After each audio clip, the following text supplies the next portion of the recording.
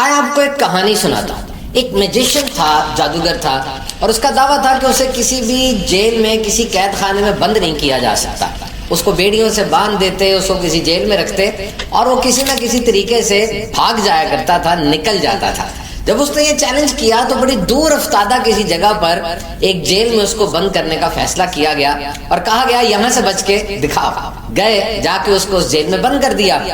اب جب وہ جادوگر جیل کے اندر گیا، ایک دنیا جیل کے باہر کھڑی تھی اور منتظر تھی کہ اس جیل سے یہ کیسے باہر آتا ہے، جبکہ یہاں پر پہرے بھی بہت زیادہ ہیں اور جیل کی جو اتھارٹیز ہیں ان کا دعویٰ بھی ہے کہ کوئی پرندہ بھی یہاں سے آسانی سے باہر نہیں آ سکتا۔ وہ جادوگر اس سیل کے اندر گیا اور اس جیل کے اندر پیچھے سے تالا لگا دیا گیا۔ اس نے اندر جا کے پہلے اپنا کوٹ اتارا اور کوٹ اتارنے کے بعد اپنی بیلٹ کے نیچے سے ایک لوہے کی چھوٹی سی سٹرنگ نکالی، ایک دھات کی بنی ہوئی ایک چھوٹی سی تار نکالی جس کی مدد سے وہ تالے کھولتا تھا۔ اس کے بعد اس نے اس تالے کو کھولنا شروع کیا اس تار کی مدد سے۔ بڑی دیر تک لگا رہا لیکن وہ تالے کو نہ کھول سکا۔ ایک گھنٹے کے بعد اس کے چہرے پر بہت ہی پریشانی کے آثار نمودار ہونا شروع ہو گئے اور 2 گھنٹے کے بعد وہ ایسے لگتا تھا ہار مان چکا ہے اور وہ کلیپسڈ ہو گیا، گر گیا۔ جیسے ہی اس کا بوجھ دروازے پر پڑا، دروازہ کھل گیا، کیونکہ وہ دروازہ در حقیقت بند تھا ہی نہیں۔ اور وہ جادوگر اپنے ذہن میں سوچ رہا تھا کہ یہ دروازہ تو بند ہے کیونکہ یہ جیل ہے اور میں نے چیلنج کیا ہے کہ میں جیل سے نکل کے دکھاؤں گا، تو جیلر نے تو دروازہ بہت ہی مضبوط طریقے سے بند کیا ہوگا، بلکہ بہت ہی بڑے لوہار کو بلا کر اور بہت ہی بڑے تالے کو بڑے اچھے طریقے سے بند کیا ہوگا، اور وہ کوشش کرتا رہا اس تالے کو کھولنے کی جو در حقیقت بند ہی نہیں تھا۔ تو آپ یہ سوچئے اور یہ سمجھنے کی کوشش کیجئے اس طرح کے کتنے دروازے آپ نے خود اپنے ذہن میں اپنے لیے بند کیے ہوئے ہیں۔ وہ دروازے بند ہیں ہی نہیں، وہ دروازے کھلے ہوئے ہیں، لیکن اوور تھنکنگ کر کے، زیادہ سوچ کے آپ نے ان دروازوں کو، ان اپرچونٹیز کو، ان مواقعوں کو، ان اچھی چیزوں کو اپنے اوپر بند کیا ہوا۔ آپ اس بند دروازے کو اتنی غور سے دیکھ رہے ہیں، اتنی غور سے دیکھ رہے ہیں، اسی کے بارے میں سوچتے چلے جا رہے ہیں کہ جو ڈھیر سارے دروازے کھلے ہوئے ہیں، آپ کی سوچ اس طرف نہیں جا رہی۔ یاد رکھیے بہت سے معاملات میں زیادہ سوچنا ان کو خراب کر دیتا ہے۔ وہ معاملہ اتنا تھا ہی نہیں کہ اتنا سوچا جاتا اس کے بارے میں جتنی دیر تک آپ سوچ رہے ہیں۔ پلاننگ از مسٹ، پلاننگ ضرور کریں، منصوبہ بنائیں، لیکن کس کام کی کتنی پلاننگ کرنی ہے یہ بھی تو ضروری ہے نا۔ مارنا اپنے چوہے کو ہے اور پلاننگ آپ ہاتھی کو مارنے کی کر رہے ہیں، وسائل بھی ضائع ہوں گے، ہتھیار بھی بڑا چاہیے، جبکہ چوہا تو چھوٹی سی جوتی سے بھی مر جائے گا بھائی۔ کہتے ہیں کہ ایک عورت جو قیدیوں کو چھڑایا کرتی تھی، اس سے پوچھا کہ قیدیوں کو چھڑاتے وقت سب سے مشکل چیز کیا ہے آپ کے لیے؟ ظاہری بات ہے قیدی کو چھڑانے کے لیے بہت سے کام کرنے ہوتے ہوں گے، لیجسلیشن ہوتی ہوگی، قانون ہوتا ہوگا، اندر جا کے پھر چھڑانا ہوتا ہوگا۔ اس نے جو کہا حیرت انگیز بات ہے، کہنے لگی کہ قیدی کو یہ سمجھانا کہ تم واقعی قیدی ہو یہ سب سے مشکل کام ہے، کیونکہ جب آپ کو اپنی زنجیروں سے پیار ہو جائے گا، ایک آدمی کو اپنی بیڑیوں سے، اپنی ہتھکڑیوں سے پیار ہو جائے گا تو وہ کیسے آزاد ہوگا؟ بڑی مشہور بات کہی جاتی ہے نا کہ وہ بندہ گیا، اس نے دیکھا ایک بہت بڑا ہاتھی چھوٹی سی رسی سے بندھا ہوا ہے۔ ہاتھی چاہے پاؤں کو ہلکا سا ہٹائے، وہ رسی کیا پورے کمرے کو ہی ساتھ لے جائے، لیکن ہاتھی نہیں کچھ کر رہا۔ پوچھا گیا کہ اتنے بڑے ہاتھی کو چھوٹی سی رسی سے کیسے باندھ لیا آپ نے بھائی؟ کہنے لگا دیکھو جب یہ ہاتھی چھوٹے ہوتے ہیں نا، یہ رسی ہم باندھ دیتے ہیں، چھوٹا ہاتھی اس رسی کو نہیں توڑوا سکتا، کوشش کرتا ہے نہیں توڑوا سکتا، پھر وہ بڑا ہوتا جاتا ہے، رسی وہی رہتی ہے، ہاتھی بڑا ہو گیا لیکن دماغ میں یہ بات بیٹھ چکی ہے کہ اس رسی کو میں نہیں توڑوا سکتا، تو اب وہ رسی اس کے لیے پکا پھندا بن گئی۔ اسی طریقے سے ہم اوور تھنکنگ کرتے ہیں، سوچتے ہیں، بہت زیادہ سوچتے ہیں اور اس چیز کو پکا کر کہاں سے کہاں لے جاتے ہیں، اور وہ چیز ہمارے لیے پکا پھندا بن جاتی ہے جو ترقی کی راہ میں سب سے بڑی رکاوٹ ہوتی ہے۔ یاد رکھیے کبھی کبھار اس ماؤنٹین کو آپ ہٹا نہیں سکتے، اس کو ہٹا نہیں سکتے۔ جس طرح ایلن مسک نے کہا کہ میرے نزدیک سب سے جو کمپیٹیٹو کمپنی ہے نا جس سے میں ڈرتا ہوں وہ گوگل ہے، تو جیف بیزوس نے آگے سے جواب دیا کہ دیکھو گوگل ایک ماؤنٹین ہے، پہاڑ ہے، پہاڑ کو ہٹایا نہیں جا سکتا، اس کو کلائم کیا جاتا ہے، اس کو سر کیا جاتا ہے، اس کے اوپر جایا جاتا ہے۔ اور یہ دیکھیے یہ گھوڑے کی تصویر آپ کو نظر آ رہی ہے، یہ گھوڑا ایک پلاسٹک کی کرسی سے بندھا ہوا ہے۔ گھوڑا چاہے تو اس کرسی کو دھکیل کے کتنی آگے لے جائے گا، لیکن مائنڈ ٹریپ، اس کا دماغ ٹریپ ہو چکا ہے کہ اس رسی کے ساتھ میں بندھا ہوا ہوں، میں کہیں نہیں جا سکتا۔ تو موضوع ہے اوور تھنکنگ، حد سے زیادہ سوچنا۔ یہ کوئی ماضی کا واقعہ تھا یا کوئی سانحہ تھا یا کوئی حادثہ تھا یا مستقبل کا کوئی سپنا یا ڈر ہے جس کے بارے میں آپ سوچتے جا رہے ہیں، اس کو پکا رہے ہیں، مسئلہ ہے نہیں یا گزر چکا ہے، لیکن آپ سوچ کے اس کو بہت بڑا مسئلہ بنا رہے ہیں۔ اور یہ حد سے زیادہ سوچنا، اسی کو اوور تھنکنگ کہتے ہیں۔ اور ماہرین نفسیات کے مطابق یہ اوور تھنکنگ بہت سی نفسیاتی امراض کی وجہ بن سکتا ہے۔ دیکھیں، سوچنا انسان کی فطرت ہے، تھاٹس آر آلویز دیر۔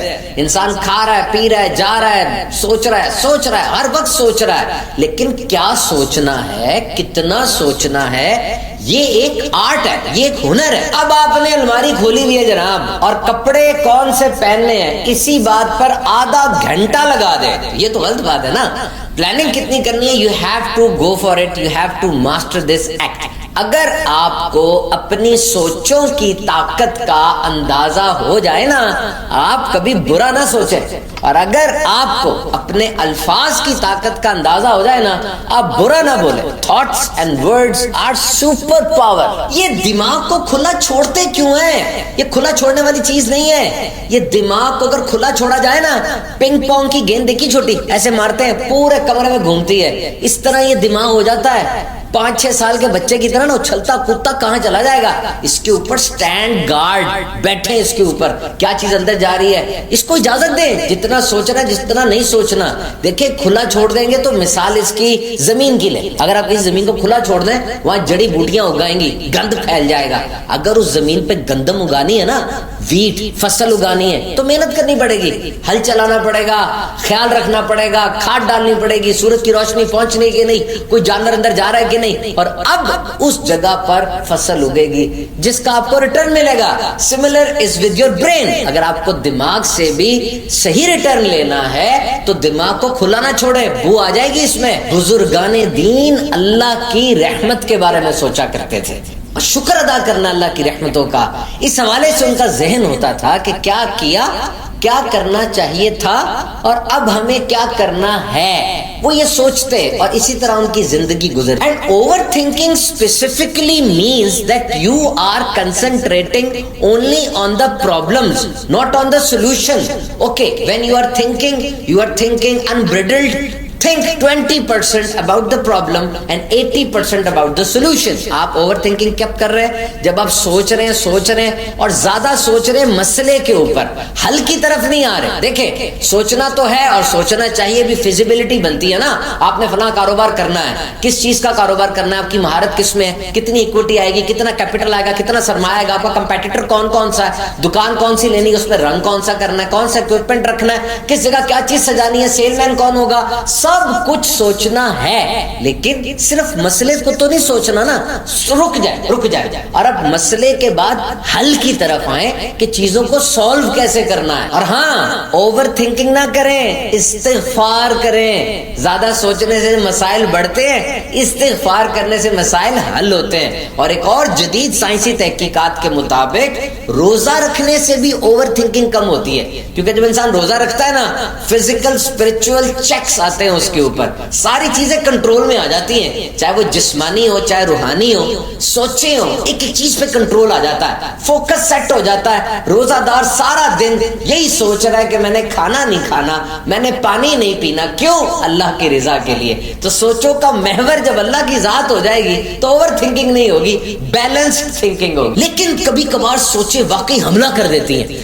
چاروں طرف سے ایسے لگتا ہے جیسے بمباری ہو رہی ہے، انسان جو چیز سوچنا نہیں بھی چاہتا بلکہ بھول گیا ہوتا ہے، یا کسی بات کو بھلانا چاہ رہا ہوتا ہے، دماغ کونے کھدرے سے لا کر وہی بات سامنے رکھ دیتا ہے۔ اور جب ایسا ہو جائے تو کیا کرنا ہے؟ توجہ نہیں دینی، ڈونٹ فوکس۔ دیکھیں، میں بیٹھا ہوں نا، میرے ساتھ اگر تار جا رہی ہے بجلی کی، اس میں ہزاروں واٹ کرنٹ گزر رہا ہے، میں ادھر بیٹھا ہوں، تار ادھر جا رہی ہے، گزر رہا ہے کرنٹ، گزرنے دیں۔ اگر میں نے اس کو پکڑا، لگ گیا جھٹکا اور گیا میں، تو اگر اپنی طرف سے کرنٹ جا رہا ہے اور میں اپنے دھیان میں بیٹھا ہوں، کچھ بھی نہیں ہوگا۔ اسی طریقے سے سوچوں نے حملہ کر دیا، آپ توجہ نہ دیں، وہ اپنے اعتبار سے آتی جاتی رہیں گی۔ آپ درود پاک پڑھیں، آپ کسی اچھی چیز کے اوپر فوکس کریں. یاد رکھیں جس چیز پہ توجہ دیں گے وہی چیز پھلے گی پھولے گی آگے بڑھے گی. مسائل پہ توجہ دیں گے مسائل بڑھیں گے, حل پہ توجہ دیں گے حل بڑھیں گے. Remember if you want to change your mental emotional state, change your physical state. یاد رکھیں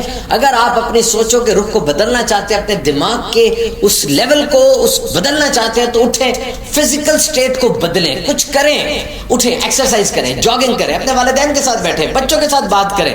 اپنے فزیکل سٹیٹ کو جب آپ چینج کرتے ہیں نا, آپ کا مائنڈ آپ کے جسم کو فالو کرنے پر مجبور ہوتا ہے, اس کے پاس کوئی چوائس نہیں ہوتی. ہو سکتا ہے 5-10 منٹ لگ جائیں, لیکن جو آپ کا جسم کر رہا ہوگا آپ کا دماغ وہی کرے گا, اس کے پاس کوئی اور چوائس نہیں. اگر آپ ڈارک روم میں بیٹھے ہیں, ڈارک سکرین دیکھ رہے ہیں, ڈارک تھاٹس ہیں, ڈارک ویڈیو گیمز کھیل رہے ہیں, ہر طرف کالا کالا ہے, تو جناب آپ کا دماغ بھی کالا ہی رہے گا.